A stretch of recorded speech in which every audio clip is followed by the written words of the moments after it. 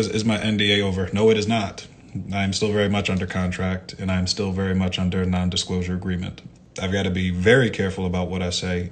He prides himself on making sure his actors, particularly superheroes, are ready to go in fighting shape, right? For speaking out against Joss Whedon, accusing him of hostile and toxic behavior on the sets of Buffy the Vampire Slayer and its...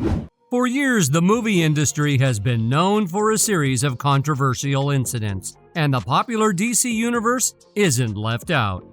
Fortunately, Jason Momoa is trying to help us this time, as he decided to expose some of these incidents to the public. What exactly did Momoa disclose? Let's watch on. Warner Brothers debuted the highly anticipated trailer for Aquaman and the Lost Kingdom around September, and hopes were high on the actual release. However, the film's release was overshadowed by the emergence of controversial documents related to the Johnny Depp-Amber Heard defamation trial.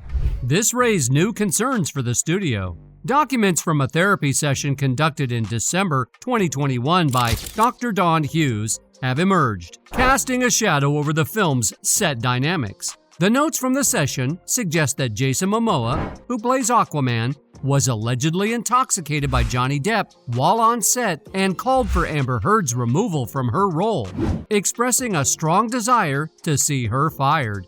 Jason Momoa had even dressed in a manner reminiscent of Depp, complete with his signature rings. The notes read, "Jason said he wanted me fired. Jason was drunk, late on set, dressing like Johnny. He has all the rings too." There's speculation that Momoa's actions aim to draw attention to Heard's alleged misconduct and express his frustration about working with her. However, this incident was just a piece of a larger puzzle. Momoa's conflicts with DC date back to Ray Fisher's accusations against director Joss Whedon, highlighting a difficult period for the superhero franchise.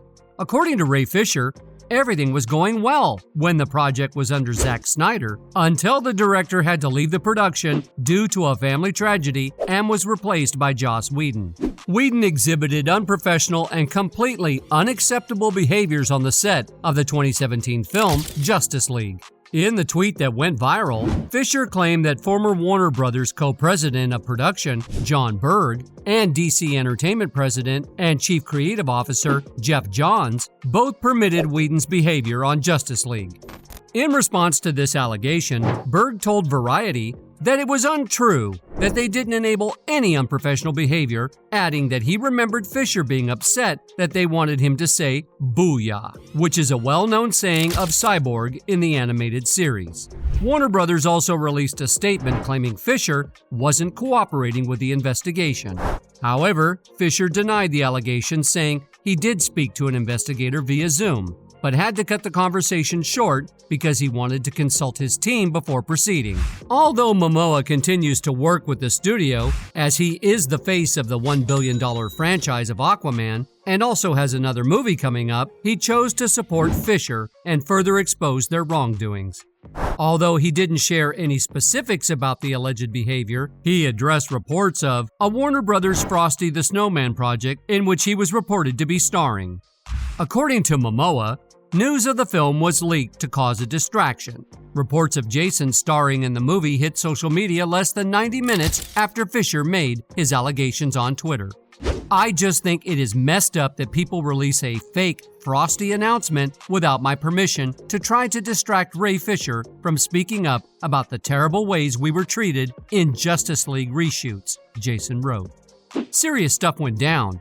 It needs to be investigated, and people need to be held accountable," he added.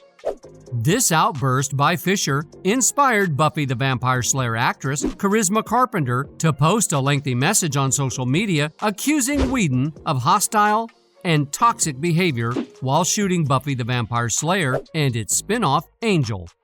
"For nearly 2 decades, I have held my tongue and even made excuses for certain events that traumatize me to this day," she began.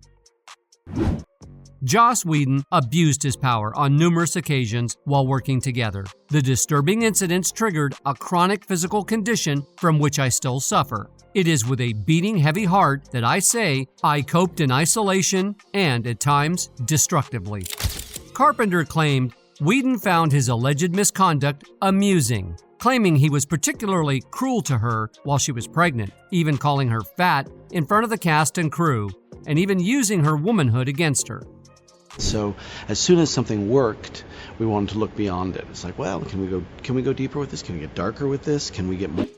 Allegedly, he criticized her character, accused her of undermining the show, and eventually fired her after she gave birth. This all happened during what should have been a joyful period in her life as she embraced motherhood.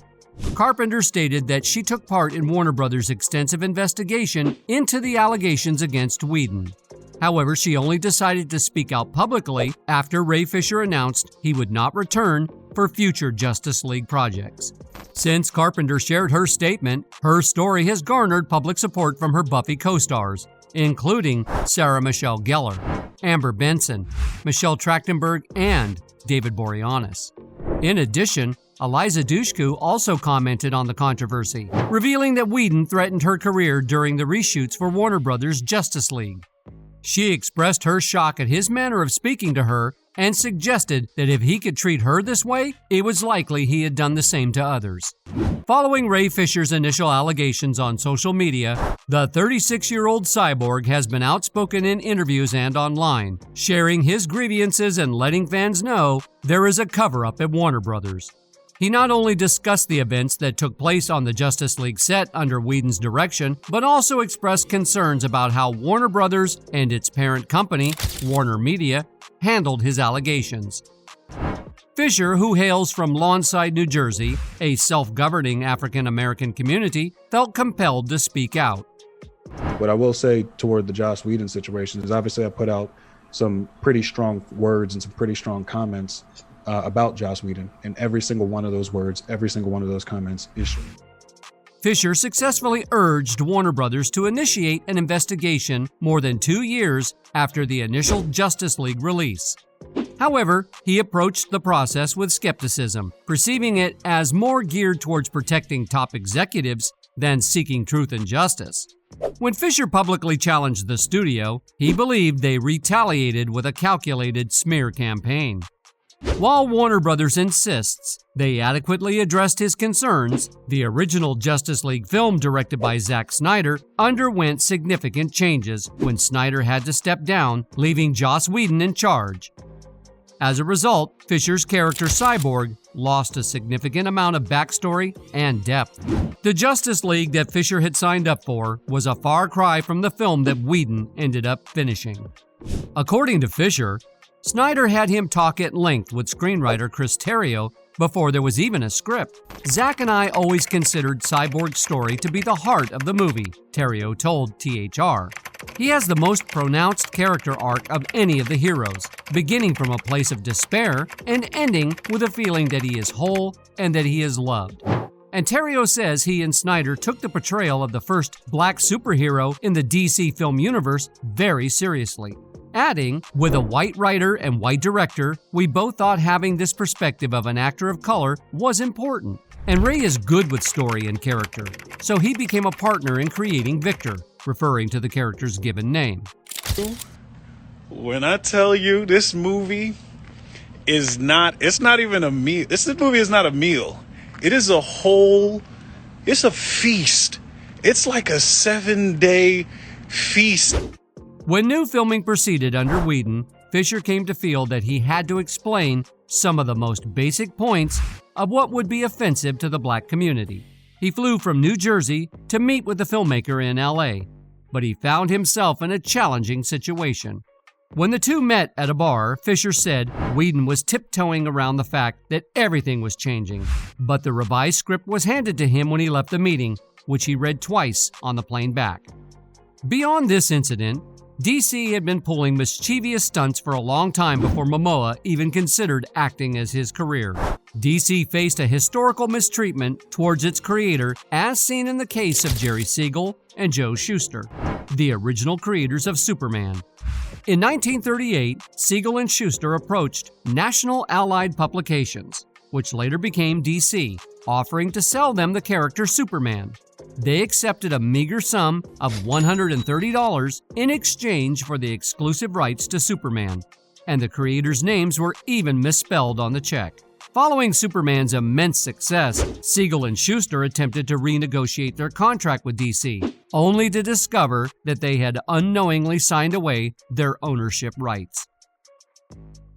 Worried about the possibility of losing their jobs, they entered into a 10-year contract with DC. This contract included a right of first refusal clause regarding their story submissions for the following 5 years, even if those stories didn't involve Superman. Siegel proposed expanding the Superman universe by introducing Superboy stories. However, DC consistently rejected the idea and proceeded to publish a Superboy story in 1947 without Siegel's approval. As their contract neared its end, Siegel and Schuster took legal action against National Comics Publications, DC's successor. They asserted their rights to both Superman and Superboy and sought a fair share of the profits. Despite their efforts, in the New York Supreme Court, the judge ruled in favor of DC, citing the original $130 transaction and prior employment agreements.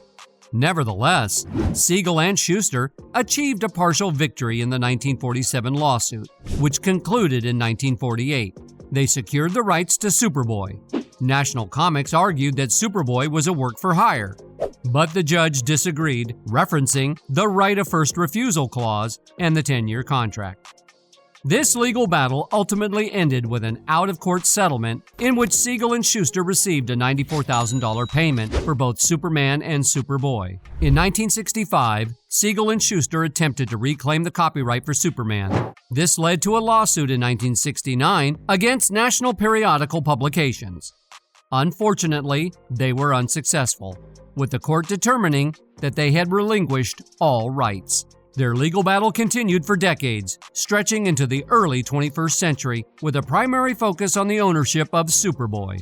In 2014, the Ninth Circuit Court ruled that a 2001 agreement had granted Warner Brothers full ownership of Superman, bringing an end to a legal dispute that had spanned more than 5 decades. They say people with power often abuse it.